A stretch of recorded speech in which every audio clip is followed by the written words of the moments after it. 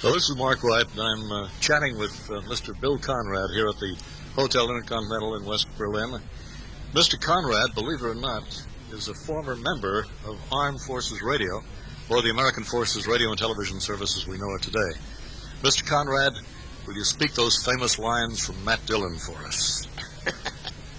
Well, Mark, I would love to, but I've got to tell you a story, a funny story, and then tell you I don't remember it. I was walking down, the show had been on the air about, 6 or 7 years, a huge hit. And I was walking down the street on the way to CBS to go on and record on a Saturday morning. Guy walks up to me and says, "Mr. Conrad?" And I said, "Yeah." He said, "Would you do me a great favor? I love your show more than anything in the world. And would you just repeat the opening lines of the show for me? It would pleasure me more than anything in the world." And I said, I beg your pardon? He said, "Just repeat the opening lines for me." I said, "I'm sorry, I don't know what you're talking about. I don't know what the opening lines are or what you're talking about." He rose up to his 6'2" height and said, "You miserable SOB.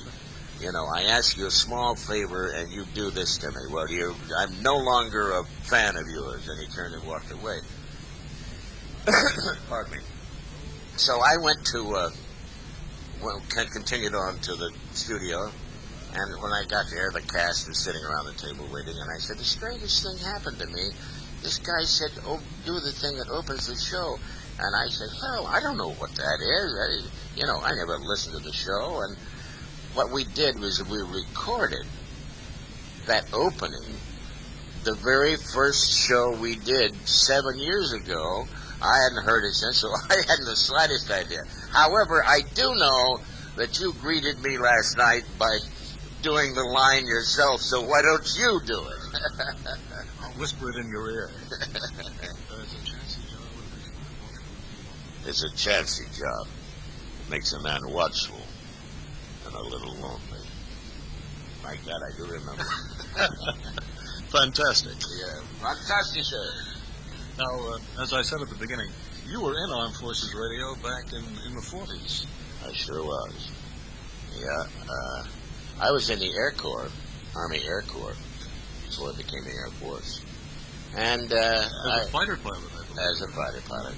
I had a little accident, and I developed night blindness. So they grounded me, and the Armed Forces Radio Service heard about it, so they applied for me because there weren't many professional radio people that they needed more than they needed me to be a non-flying pilot. So they transferred me, and I went over there, and I stayed there for, I don't know, until the war was over. Probably 2 years, something like that, I guess. So, yeah, this is old home week for me. Well, that's great with us. You were directing, I believe, in those days, weren't you, Mr. Conrad? Yeah, I did. Will you stop calling me Mr. Conrad? My name's Bill. All right, Bill. I was directing. I was doing a lot of things. This is after the war. Yeah, I directed, produced, acted, and for a period of maybe 8 or 10 years, I did nothing but gave up acting. And how did you get into radio and acting in the first place? You're from Louisville, originally. Well, I was born in Louisville, but my folks took me out of there when I was 9 months old, and I went back to Louisville on Derby Day. I don't know, 8 or 10 years ago. And I was what do they call those idiots who sit on the backs of cars and wave at people? I was one. One of those. What do they call those people? No, it doesn't matter. At any rate, the people of Louisville were very kind to me, and we all went to the Derby that afternoon. It was wonderful. I enjoyed it. But how did I start acting? Oh, God, I don't know. It's so long ago, I can hardly remember. I really can't. I guess there was never any question in my mind, but that's what I wanted to do. My father was a small motion picture theater owner. And so in those days there was no such thing as babysitters. My father was the owner. It sounds so grand when you say owner. There was such small theaters, and he was the projectionist, and my mother was the ticket seller taker. And they used to pull me to work in a little red wagon. And then when the show was over, they'd pull me home again. And then they got to the point where that I would go inside the theater and watch. Then I'd sit in a theater seat and watch. And I have been watching movies all my life without realizing it. And I guess I had made an early decision that I wanted to be in that business and be an actor. And it just happened. I never really thought about it seriously. I still don't think about it seriously. That's the best way sometimes. Yeah. But you've got a long list of credits. You've been in so many movies. I believe you directed 77 Sunset Strip. You were the star of Cannon, the L.A. sleuth, private detective Frank Cannon, Nero Wolfe. Yeah. You were in Body and Soul. You were in Sorry Wrong Number. Oh, yeah. And we could go on and on and on. Yeah, it sounds pretty dull, doesn't it? Not really. Not really. I know, I'm sure I'm speaking for a majority of our audience who thoroughly enjoy your work. Well, thank you. That's very kind of you. But you've got probably one of the most recognizable voices in the entire Western world. Yeah, I guess I have. It's sometimes a little aggravating you're trying to slip by and have nobody pay any attention to you, and you do it. When I started growing my beard, 75% of my people asking for autographs just quit automatically. They didn't recognize me. But the second I talk, everybody turned around, and there you go all over again. Oh, we were having coffee this morning, and an American next to us said, after you spoke for a little while, aren't you Mr. William Conrad? Couldn't believe it. It was funny. I saw him when he sat down, and I knew we were going to go through that. Kind of a look-alike. Oh, yeah, we were very much like a look-alike. What series have you enjoyed doing the most? Is there any one particular series? Or I guess Gunsmoke was. Mm-hmm. Yeah.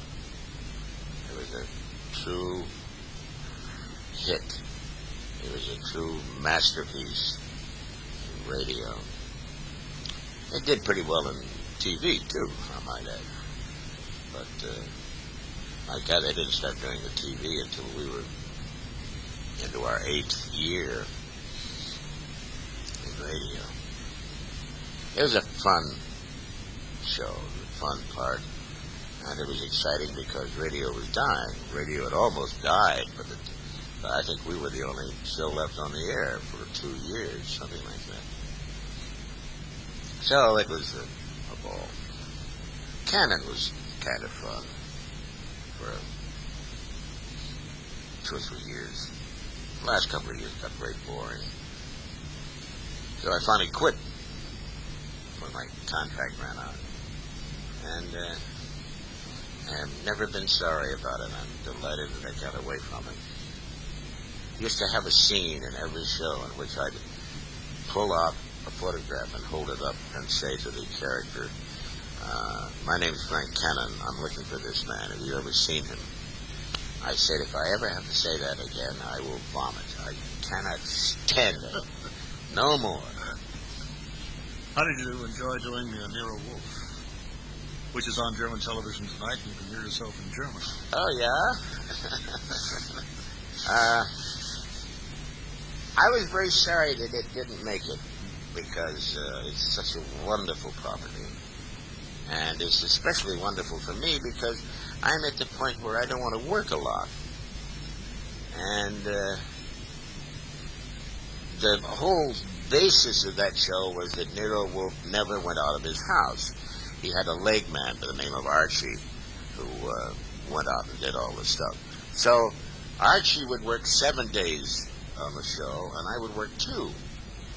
Now, if you ever experienced this, you couldn't be happier, because what you want to do is to get the big money and work less than 50% of the time. and that was ideal for me. Not only was it ideal, it was a hell of a good property. And I was sorry to see it go down the drain. You know why it went down the drain? It's a shame. It was programmed against a kid show which had nothing in it but car chases. It was called, I've got a block, I can't even remember. The lead into Dallas is what? Dukes? Dukes of Hazzard. The Dukes of Hazzard killed us. Just killed us. So, what can you say? They did finally change us to another night, and 3 days later, they canceled it. So it was too bad. I was sorry to be part of something that would drive a stake of holly into the old boy's heart. It's a shame. It could have gone on to be a damn big show. In Cannon, you delved around the kitchen a little bit and displayed some culinary arts. Are you a gourmet by any chance? Yeah, I eat very well and I cook very well. Maybe to a gourmet, I'm not a great chef, but most people think I cook very well. I enjoy cooking, but only when I feel like it. I have a thing about, I have reached a new freedom in my life. I only do what I want to do. To hell with everything else. And it's a pretty wonderful way to go, let me tell you. What are some of your favorite dishes? Oh, God, I have such a Catholic taste. I almost everything. I love food. Do you like German cooking? Oh, God, yes. Oh, I always, the second when I get to Germany, I order a Bauernplatte. All the sausages and the smoked pork chop and all that kind of stuff. I love German cooking. How about French? Well, I think I like French probably the least of all of it, which excludes me from a lot of fine restaurants, I might tell you.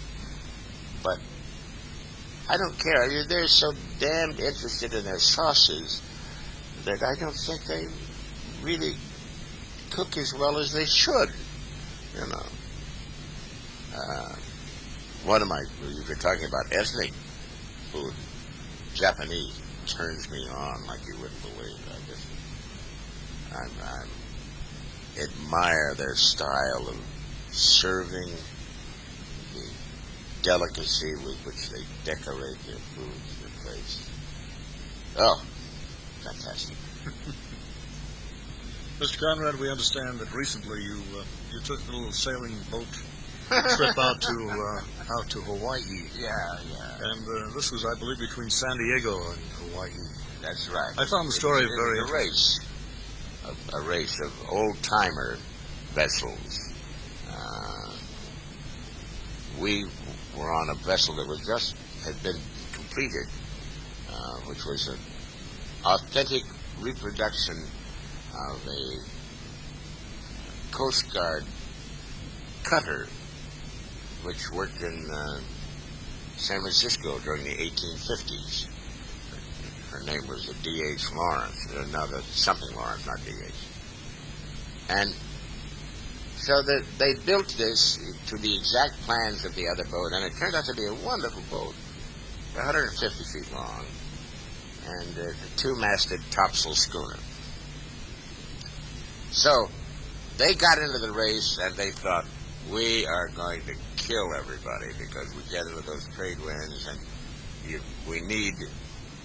we don't move with little wind, but when there's at least a 12 to 15 knot wind, we go like mad, and it does. One day we made 149 miles in one 24-hour period, and that's moving. That is? About 10 knots average. But unfortunately, this particular period in which the race was scheduled, we had a high around San Francisco, and we had a high down below San Diego. So what happens? They cancel each other out, and we sit. We made 45 miles. We started at noon on a Sunday, and we made 45 miles the next morning, Monday morning.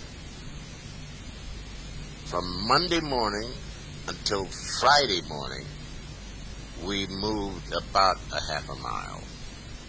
No wind at all. And then we started up the engine and cruised across. We did have wind one day. That was when we made the 149 miles. The rest of the time, the entire Pacific Ocean was absolutely calm. It was like a duck pond. That's what the ship looked like, was a duck sitting there. But we finally got in, and I think we were 9 days over our schedule. So I don't want to get back on a boat again for a little while. One last question. Then you're going to go out and see West Berlin, maybe a little bit of East Berlin. But you just arrived yesterday from Los Angeles, and you're in Berlin to shoot a film. Could you tell us a little bit about it? I don't really know a hell of a lot about it. I've read the script. It's a film called Der Erlkönig. And all I can tell you is that I play a business tycoon who is trying to control somebody. That's about all I can tell you. You shoot it here tonight in Berlin. I'm shooting here tonight in Berlin, and that's all I do here. And then on Friday, we all go to New York, and we continue for a week there, and I shoot there. Yeah. And this is all in English. American. That's what I understand. I have heard that sometimes they get international stars, and each star speaks his own language, and then they work it out with dubbing. I have never experienced that, but I would think it would be kind of strange. How the hell do you know when it's your turn to talk? Wait for a cue, I guess, from the director. Yeah, right.